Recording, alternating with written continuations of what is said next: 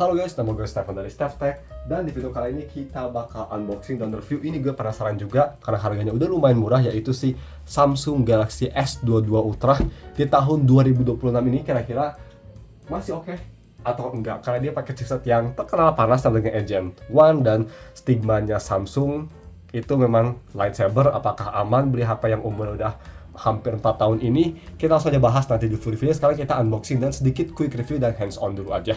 Jadi ini gue belinya tuh kondisinya seperti apa. Harganya gue beli di harga segini.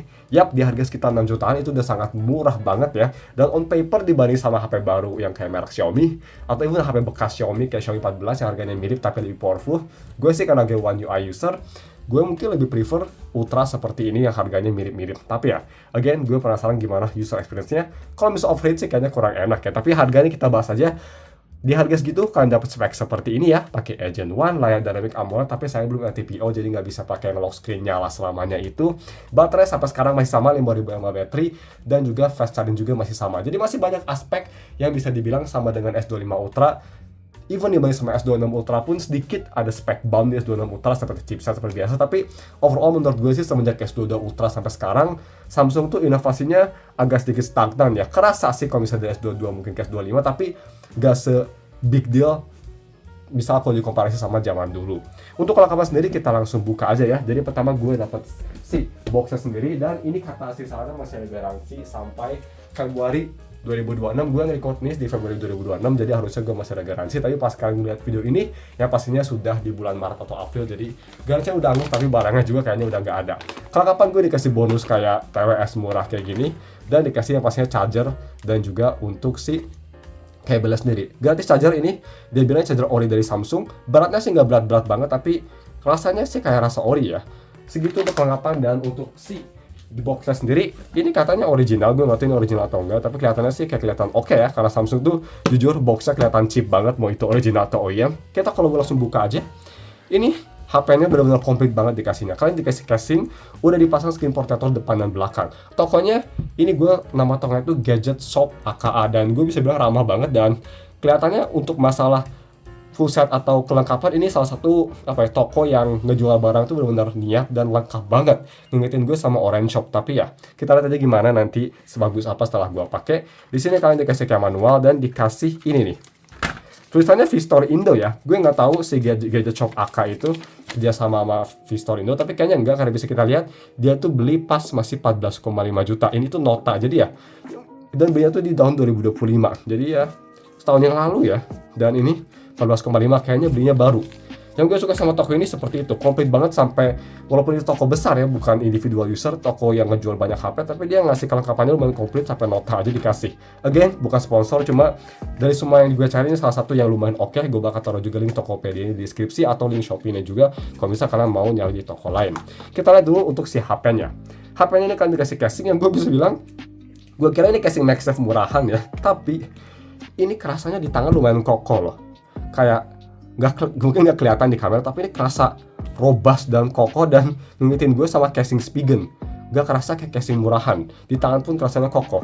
Dan untuk di depan ini dia udah dikasih, untungnya dia dikasih tuh hydrogel ya. Bisa kerasa kalau gue kasih kuku dia kayak lembek-lembek, itu yang gue lebih prefer daripada plastik screen protector. Dan di belakang juga udah dikasih kayak protektor gitu, bisa kita lihat. Makanya kayak ada shoulder gini ya. Ini sebenarnya bukan protektor sih, dari yang depan ditaruh ke belakang. Di belakangnya sendiri nggak ada ya, cuma ini kayak ekstensi ke sampingnya mungkin untuk nge-protect bagian sini. Tapi untuk kemulusan katanya dia bilang sekitar 98% unit yang dia punya katanya semuanya mulus-mulus, dan bisa dibilang di bawah ada sedikit pemakaian, bisa kita lihat ya. Tapi selain ini ya, nick dan sedikit kayak kebaduk gitu, samping kerasa smooth, di sini nggak ada dent, dan untuk belakang ini mulus banget. Kamera ring juga nggak ada bekas pemakaian. Jadi ya, pemakaian sebelumnya bisa dibilang kayaknya lumayan apik. Button juga masih kerasa enak.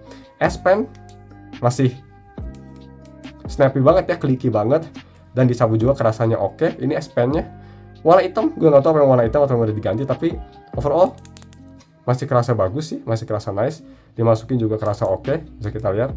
So, S Pen masih lumayan bagus juga, dan cuma segitu aja untuk si bodinya. Layar depan udah pakai kaca, udah pakai hydrogel, kelihatan mulus juga. Terus kalau misalnya di bawah ada Type-C yang kelihatan ada sedikit wear, tapi masih oke. Ini gue beli yang varian 256GB, dan 12 GB RAM. Ya sama seperti Samsung S25 Ultra yang pastinya. Untuk SIM sendiri yang pastinya ini dual SIM, dan ya gue tadi lupa bilang ini tuh HP-nya itu ya Sein, jadi resmi, bukan HP bea cukai. Di harga segitu ini HP resmi dan kondisinya kelihatan ini bagus banget loh. Again, gue nggak tahu nih SP-nya udah diganti atau enggak, soalnya kok ini warna hitam ya. Bisa jadi udah diganti, tapi kerasanya sih nih high quality juga SP-nya dan sama masih kayak gini. Kerasanya kayak kerasa bukan diganti ya. Kalaupun udah diganti ya mungkin dia diganti yang bagus. I don't mind kalau seperti itu sih. So untuk kamera kita bahas secara cepat ya. Jadi ini berbeda dengan S24 atau S25 Ultra ya.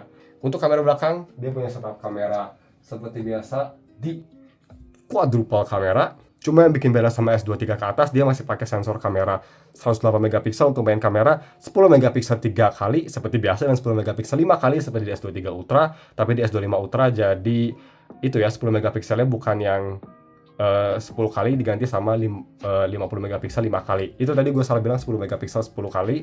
Dan yang terakhir ultrawide 12 kali, di S25 Ultra udah di 50. Seperti itu untuk spek singkatnya. Gue penasaran sih, kalau misal ini HP panasnya nggak panas banget, ini bisa jadi worth it. Untuk dilihat ya, kalau dari samping apakah udah pernah diganti, kelihatannya masih mulus dan masih tight untuk si backdoornya. Cuma ini memang HP tebel ya. Yang gue rasa tuh dibanding sama HP Samsung zaman sekarang, terutama S23 Ultra dan S24 Ultra, ini S22 Ultra jauh lebih tebal, kerasa banget, lebih chonky. Tapi di tangan kerasanya masih oke, dan beratnya memang ini kerasa kayak HP mewah gitu di tangan, yang bisa dibilang positif ya sebenarnya. Gue suka HP berat kayak gini. Kalau misalnya kita coba bawa ukur, ini beratnya ada di 231, yes, untuk layar 68 inci wajar lah di berat segitu. Tapi ya, gue mau setup dulu HP-nya, nanti kita bakal cek bagaimana untuk foto-foto dan bagaimana untuk si UI, atau pas gue nanti setup HP apakah ada panas atau enggak untuk si review dikit-dikitnya sebelum kita full review minggu depan. Stay tune, I'll be back soon.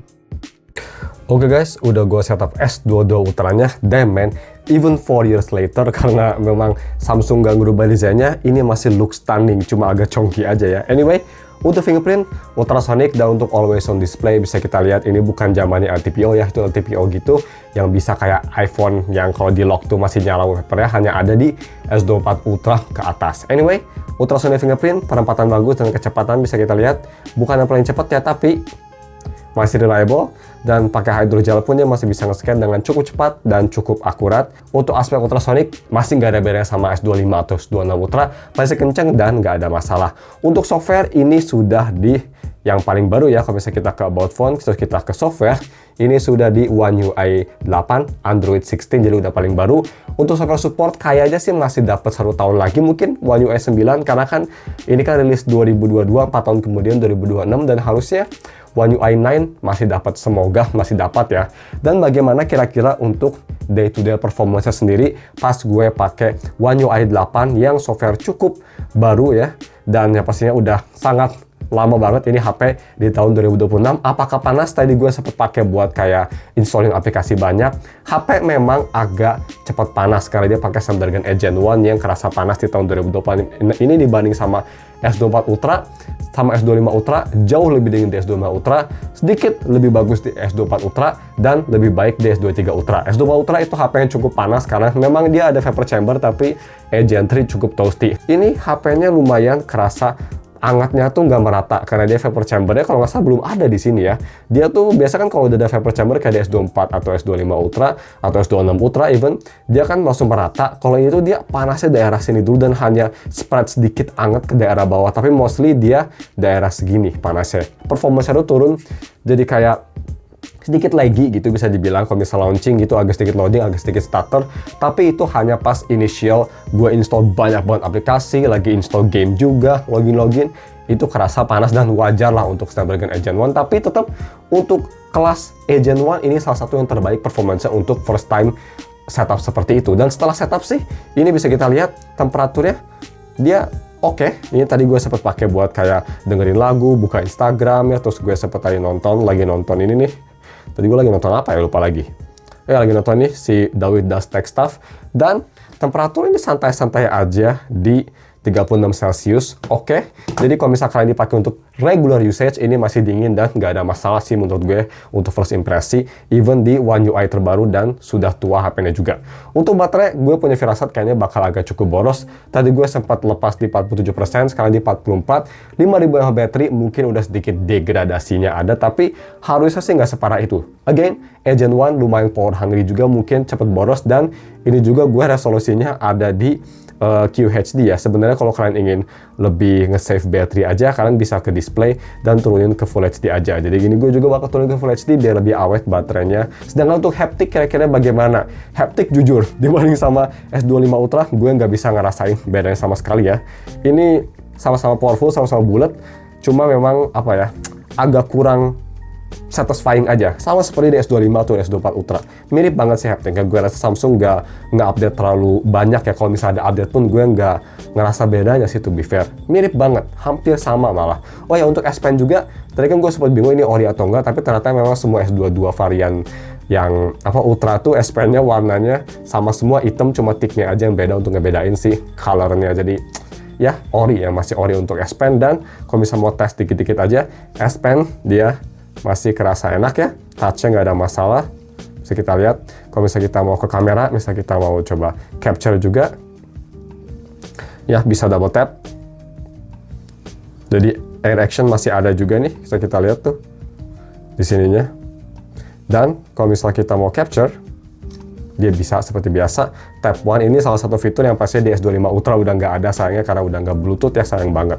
Tapi di sini masih ada seperti di E23 dan 24 Ultra. So, itu positifnya dibanding sama S25 Ultra. Dan gue rasa juga ini Type-C charger udah agak loose, jadi kalau dicolok tuh apa ya, gampang kecabut gitu loh. Tapi wajar, itu karena umur. Dan kita ngomongin bagaimana untuk si displaynya. Damn, bisa dibilang semenjak S24 Ultra menurut gue sih display Samsung udah bukan yang paling vibrant. S24 Ultra menurut gue one of the worst display yang ada di HP flagship puluhan juta menurut gue.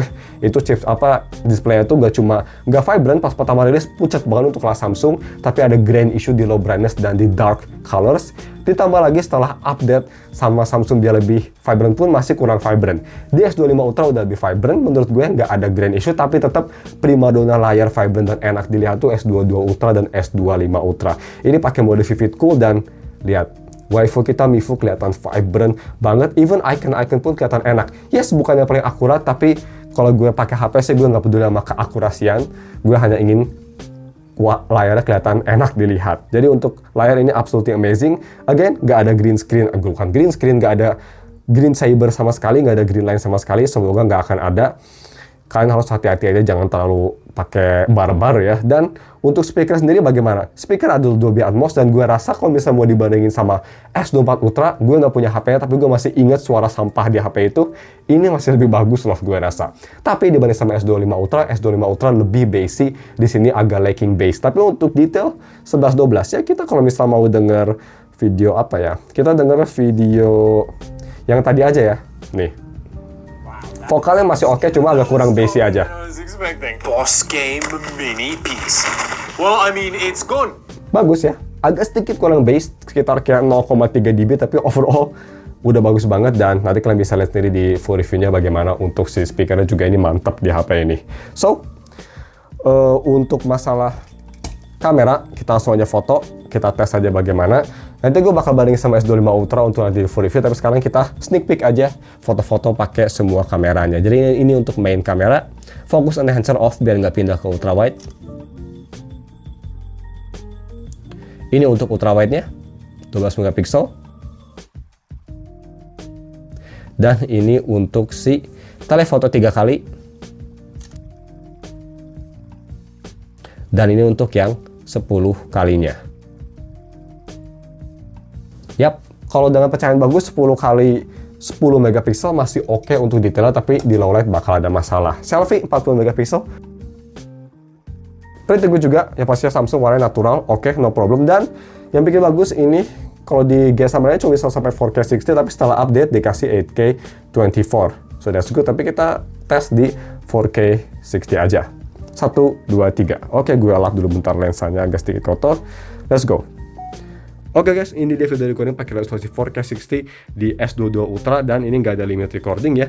Cuma tadi gue salah bilang, kan tadi gue bilang bisa gue ganti ke ultra wide sama telefoto. Sayangnya di S22 Ultra ini nggak bisa ganti di 4K 60. Jadi bisa kita lihat kalau mau zoom in, ini nggak ada rubah lensa 10 kali pun dan nggak bisa ke ultra wide sama sekali. Ya kelemahan, tapi di harga 6 jutaan sih banyak HP yang masih kayak gini juga. Jadi gue nggak bakal banyak komplain. Dan untuk detail bisa kita lihat 10 kali, 5 kali, oke, dan noise juga bisa dibilang lebih banyak daripada di S24 atau S25 Ultra karena beda sensor, ini 108 megapiksel bukan yang 200, tapi overall untuk masalah smooth ini cukup smooth, dan kalau masalah mikrofon harusnya mikrofon sih masih bagus ya. Samsung salah satu one of the best di market. Kita balik ke S25 Ultra. So, seperti itu untuk kualitas video recordingnya sendiri. It's pretty good ya. Jadi, first impression sih seperti itu. Nanti kita bakal tes juga bagaimana untuk gaming performance main Enfield sama UA. Stay tune aja, nanti bakal ada dedicated dan di-review untuk summary-nya sendiri. Kita nggak mau kelamaan, ini udah pretty much sampai 20 menit. Sorry kalau misalkan suka ngeliat gue yapping, bisa komen di bawah. Tapi gimana first impression-nya? Menurut gue ini HP sekarang harga 6 jutaan, dan jujur, gue kadang-kadang ya, terutama kalau HP-nya lagi peak performance, cuma kayak day-to-day user, gue nggak bisa ngebedain S25 Ultra gue sama S22 Ultra gue. Malah, kalau bisa gue lagi nonton, gue lebih prefer layar di sini karena Edge display-nya memang walaupun gak convenient tapi ngebikin rasanya lebih premium, dan display-nya juga masih lebih bagus dari S25 atau S24 Ultra. Untuk vibrancy-nya gue sih lebih suka, dan untuk terangnya juga nggak beda jauh. Ini gue kalau di fullin tuh ya, kita fullin terang banget ya, jadi it's pretty good. So seperti itu menurut gue sih untuk 6 jutaan ini sangat bargain banget, garansi resmi. Yang bikin takut mungkin hanya green line, tapi asalkan kalian nggak bikin HP-nya overheat sih harusnya aman ya. Dan ini juga masih ada garansi sampai Februari, jadi bisa dicoba-coba dulu. Dan untuk masalah yang benar-benar elephant in the room sih, dari panasnya aja. Mungkin untuk main game ini nggak bakal cocok, tapi again Samsung sih bukan HP gaming juga. Tapi gue penasaran gimana untuk kayak decoding. Tadi saya decoding bentar, HP-nya nggak panas sama sekali ya. Jadi mungkin optimisasi Samsung udah lumayan bagus untuk nge-handle si chipset insane yang panas ini. Tapi first impression sih gue sangat impressed banget. Dia di tahun 2026 software masih smooth banget ya. Jadi nggak ada masalah kayak upgrade software makin lambat. No, this is still smooth. Enak banget animasinya. Yes, nggak semut S25 Ultra, tapi ya nggak beda jauh sama S24 Ultra gue. S24 Ultra masih ada kayak starternya juga, kadang ada starter, tapi overall animation, multitasking, semua masih kerasa near perfect, hampir kayak S25 Ultra gue. So, seperti itu untuk first impression. Kita lihat nanti gimana full review-nya, apakah gue ada keluhan untuk masalah panasnya. Kayaknya sih untuk day to day nggak bakal ada masalah ya, tapi ya stay tune aja. Segini aja videonya, kalau misalkan ada pertanyaan bisa komen di bawah. Sorry udah kelamaan videonya, thank you for watching, dan ketemu lagi minggu depan untuk full review dan gaming testnya. Stay tune and goodbye.